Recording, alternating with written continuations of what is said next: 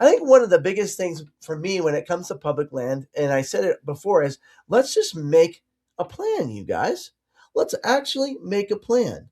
I'm going to talk in a minute about a recent bill that was brought forth by Jacob Wasserberger here in the legislature about potentially selling land for $1 an acre to families to create these homestead clusters.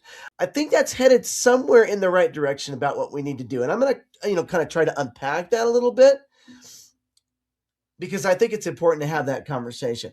These homesteads, sell them for $1 per acre. And the idea here is that you would help address some of the housing shortage that we have here in Wyoming.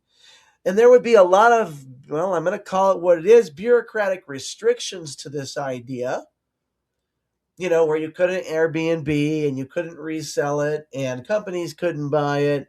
And, you'd have to stay in it for a certain period of time.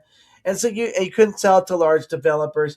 And you'd have to be committed to, keeping it for a period of time. But I think in order to do this, we have to solve some of the other problems with bureaucracy for something like this to work well. I think that's kind of interesting, and I think it's worth looking at a little bit more.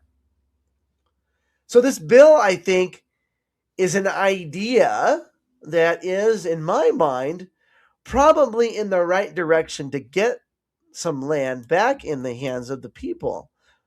The idea of homesteading. But, like I said, I think there are some other issues that we have to solve in bureaucracy before we could go down this path of perhaps giving or getting the land back to the people.